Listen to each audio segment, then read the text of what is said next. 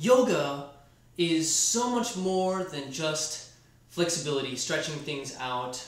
You can use it to reduce stress in your life, control your breathing, and tons of other spiritual things that we're not going to talk about. This video is going to talk about some stretches, some exercises to counteract all the pulling muscles, all the dynoing muscles that you do in rock climbing. Let's take Shaolin martial arts as an example. Okay, this is an ancient Chinese martial arts that's still being practiced today, but these monks and martial artists perfected fighting to a level where their strength was beyond measure.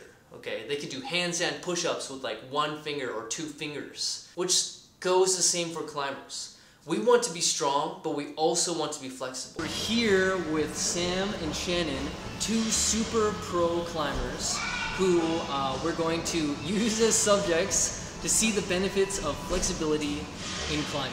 The first muscle group is going to be your shoulder area.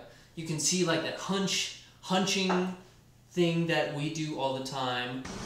And then lower down until you feel like some tension there in your shoulders. Not only stretches like your shoulder area, but it also stretches your back muscles and really like pulls everything open. This one is like a really easy one to like stretch out your neck, stretch out your shoulders, stretch out your chest. Start with right arm under. Wrap your right arm under your left and cross out your elbows and your wrists. So now when you're here, what you have to do is lift your elbows up and then push your hands away. You feel that in like super upper back area. Number 3, low back. I always feel like super tight in my low back whenever I'm climbing. The first stretch in the hip series is supine twist. You pull your knee in towards your body and then you guide it across your body with your arm going the opposite direction. Super good feeling in your low back. The second one is a low back stretch for one side at a time. What you do is you stick your foot out and grab your foot anywhere accessible with the same hand on the same side. And the point isn't to stretch your legs out, but to use that hand connection to reach over with your other arm and stretch your low back out. And finally, the last one is just folding forward, bending your knees as much as you need, grabbing somewhere that's accessible to you, and pulling down with that hand connection to open up your low back. Wrist / hand, forearm, this whole area right here. The first one is you get into a tabletop position and then you place your hands down onto the ground.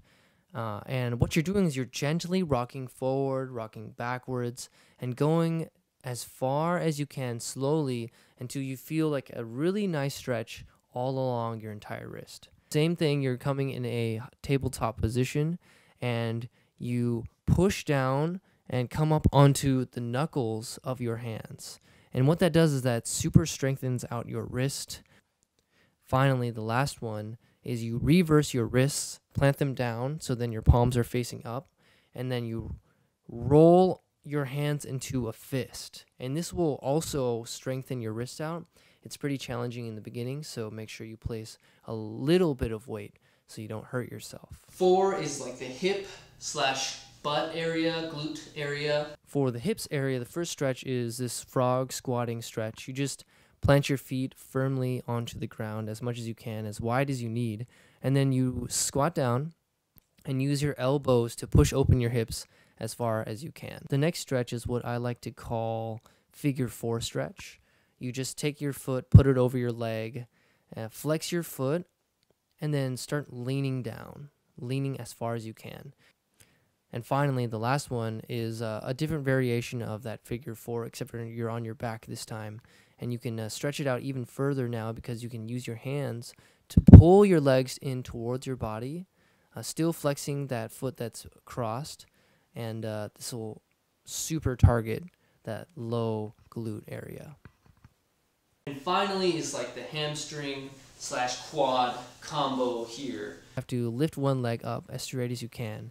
Grab it with the same arm that the leg is with the lifted leg and push your hamstring down with your other arm, even lifting up your chest towards the sky, stretching that out specifically without having to have a very flexible low back. The opposite shoulder, push it towards, push it forward to square out your shoulders, forcing you to isolate a specific muscle and stretching it out. If you have like tight muscles and you're doing like a crazy heel hook or a crazy toe hook or something, it's more likely to hurt yourself. You don't want to do that. So we want to be more flexible, make it easier for us to climb, make it more fun to climb, and make those crazy moves a lot easier. So thanks again for watching. Please subscribe, hit that little like button down there, and check out more videos, more tips on being flexible, on working your antagonists, working on conditioning at Alex Sway channel. Thank you!